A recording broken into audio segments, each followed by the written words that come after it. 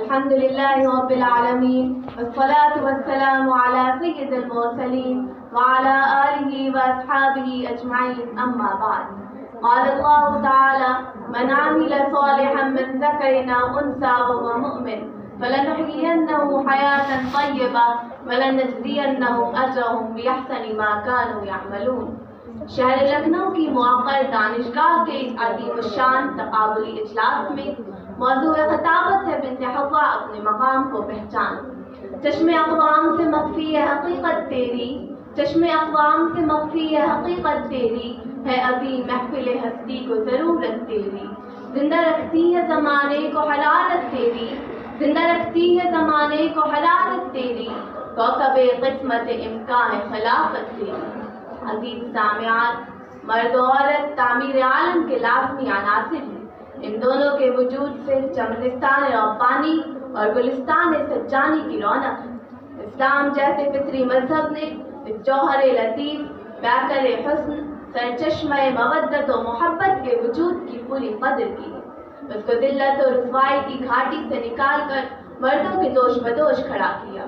ظلم و تشدد، افراط و تفریط کے محیب و توحش آمیز بحر عمیق سے نکال کر رحم و کرم، اعتدال و توازن کا خلق عطا کیا.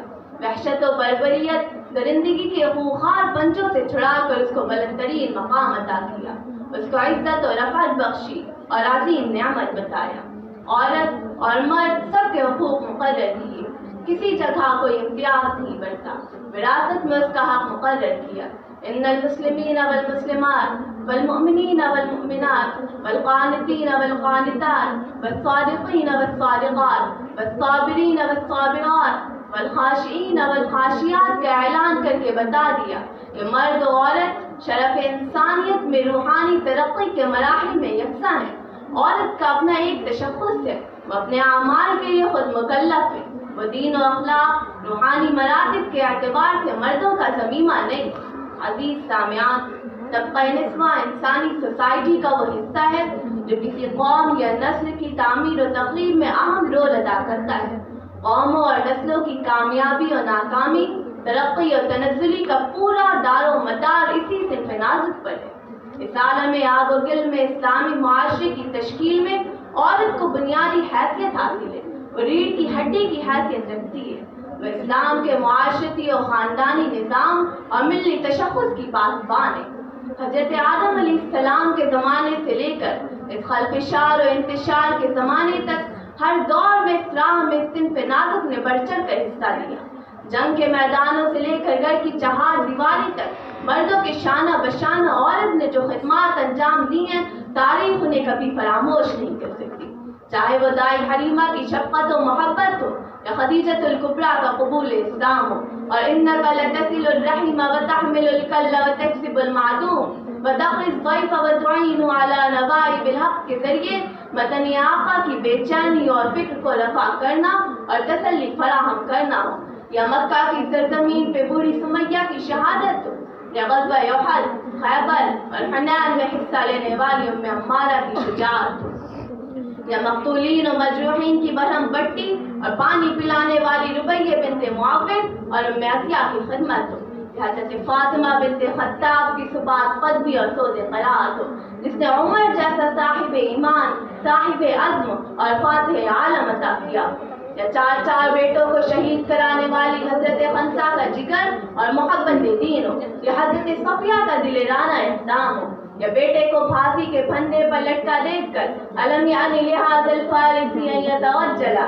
الم یعنی لہذا الراکبی ان ینزلا کہنے والی اسلام کی شیرنی اسماء بنت ابو بکر ذات النطاقین کا ایمانی عزم و حوصلہ ہو، یا حضرت عائشہ کی پاک بازی و پاک طینتی اور اشاعت علوم، حضرت فاطمہ کا زہد و تقویٰ اور آگے چل کر رابعہ وصلی کی عبادت ہو، یا بایزید بستانوی کی ماں کی نیک تمنا و قربانی ہو، یا عبدالقادر جیلانی کی باوضو ہو کر دودھ پلانے والی ماں کا کردار ہو. الغرض یہ کہ 1400 سال کی پوری تاریخ میں ہر نازک موڑ پر اس صنف نازک نے اپنی محبت و جذبات، راحت و آرام، مال و آلات سب کچھ قربان کر کے شجر اسلام کی آبیاری کی ہے. اس چمنستان کو اپنے بیٹوں کے خون سے سینچا ہے. وہ اسلام کے ملی اور تشخص کی پاسبان ہے۔ اگر خدا کی باعزت صالح اور نیک بندیاں اسلامی مرد خدا کی باعزت صالح اور نیک بندوں کی مدد نہ کرتی تو مسلمانوں کو اپنے اسلامی تشخص اور تہذیب کے ساتھ باقی رہنا مشکل تھا۔ خواتین کا اسلامی تشخص کی حفاظت ہی میں نہیں بلکہ اسلامی وجود کی بقا میں بڑا حصہ ہے۔ خدا کی قسم، جہاں مرد تھک گئے وہاں عورتوں نے آگے بڑھ کر سنبھالا۔ برغاب کی جنگ میں جب اسلامی فوج کی شکست کے آثار نمایاں ہونے لگے تو باحجاب غیرت و حمیت سے لیس اسلامی شہزادیاں اپنے خیموں سے باہر نکل آئیں اور اپنی اوڑھنیوں کو جھنڈا بنا کر میدان جنگ میں کود پڑی اور مسلمانوں کی ممکنہ شکست کو فتح میں تبدیل کر دیا۔ لیکن افسوس سد افسوس، آج ہم نے تغافل کو اپنا شیوا بنا لیا، فرما نصیبی ہمارا مقدر بن گئی۔ ذلت و رسوائی کی چادر اوڑھے ہم خواب خرگوش کا لطف اٹھا رہے ہیں۔ مذہب کی سنجیدہ اہمیت ہمارے دلوں میں سے ختم ہو گئی۔ ہم میں سے کون ہے جو دین کے ساتھ ہنسی اور تمسخر کا شکار نہیں؟ کون ہے جس کی نظروں میں موبائل، ٹی وی، سینما اور شطرنج کی اہمیت نماز روزے سے زیادہ نہیں ہے؟ کون ہے جسے حیات دنیاوی نے دھوکے میں نہیں ڈال رکھا ہے؟ کون ہے جو مال کے حصول پر فدا نہیں ہو رہا؟ گاڑی اور ہوائی جہازوں نے آج کن کے دلوں سے موت و آخرت کی یاد بھلا رکھی ہے؟ کالجز اور یونیورسٹیز نے کسے عالم غیب سے بے نیاز کر رکھا ہے؟ وقرن فی بیوتکن ولا تبرجن تبرج الجاہلیۃ الاولی پر کون پوری طرح کاربند ہے؟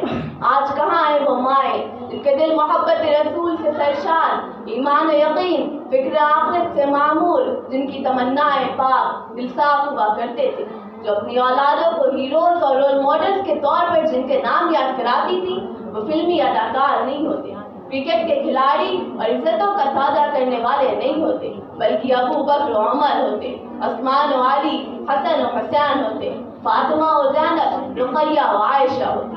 عزیز سامعان، جب عورت کا شعور، اس کا احساس درست ہوتا ہے تو سارا سماج درست ہو جاتا ہے۔ جب عورت کا دل سنورتا ہے تو اس کی گود میں پلنے والے بچے امت کے انقلابی رہنما ہوتے ہیں۔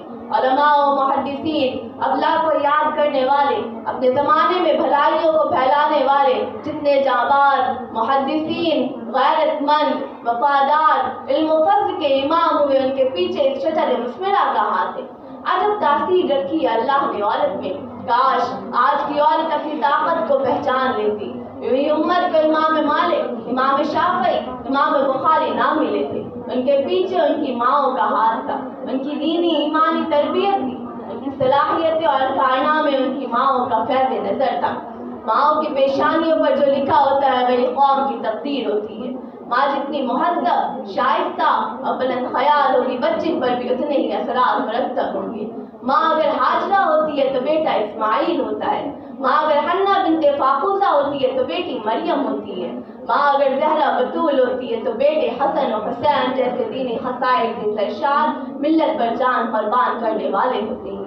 ملت اسلامیہ کی پاسبانوں، اے آدم و حوا کی بیٹیوں، آج پھر اسلام کا مستقبل عورت کے ہاتھ میں ہے۔ آج پھر اسلام کو خالد بن ولید، نور الدین زنگی، سلطان صلاح الدین ایوبی، حسن و حسین جیسے اولو العزم فرزندوں کی ضرورت ہے۔ آج پھر صدر اسلام کو آپ کی ضرورت ہے۔ مسلمانوں کے دن بدلنے اور نئے دور کے لانے میں آپ کا اہم ترین رول ہے۔ ہزاروں علماء اور محدثین امت کی اصلاح نہیں کر سکتے جب تک آپ اپنی اصلاح نہیں کریں گے۔